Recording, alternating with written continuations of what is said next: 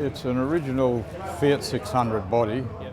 1964, which I purchased in Canada, so it's been around a long time. Yep. It's running a 12A Rotary, Mazda Rotary, Nice. with a Hewland gearbox, Yep. Mark 8, the same as they run in Formula Fords. Yep. And the rest of the car is basically homemade. It was actually two cars. It started its life as a road car that I had I was living in Vancouver for a year, Yeah. Okay. a couple of years, and I bought it as a road car, Yep. and I drove it around North America and Mexico and Yeah. all over the place, and eventually shipped it from Canada across to England, Yep. drove it all over Europe. And while I was working in London, I bought a wrecked, genuine factory Abarth Okay. that had been destroyed by my boss over there. Yeah.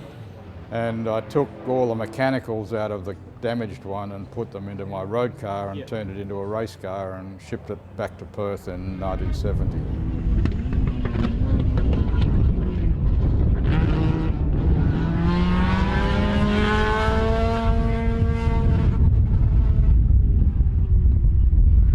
It's sort of evolved through the years. It was a full-bodied car, and then it became a chassis as per Sports Sedan rules Yep.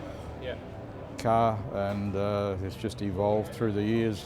Power per weight ratio is pretty good. I mean, it started out with a little 850cc Fiat Abarth engine, which Yep. was only 102, I think, horsepower.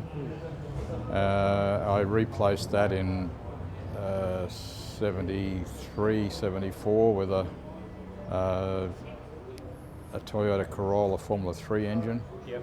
and that broke a couple of years later, and I replaced that with a Rotary, and then it's just got better and better ever since. It's just a 12A Rotary with a 48 IDO Weber on it. There's nothing. I mean, it's as it was in the late 70s. Yeah. Right. It's no more updates or anything. Yeah. It's just as it was. I don't do that much circuit racing with it anymore. I used to. I did a lot of it all over Australia, and Yeah. raced it in Malaysia and Indonesia, and won a lot of races over there with it. That's amazing. That was back in the late 70s, Yeah. Yeah. and then I crashed it pretty heavily in 82.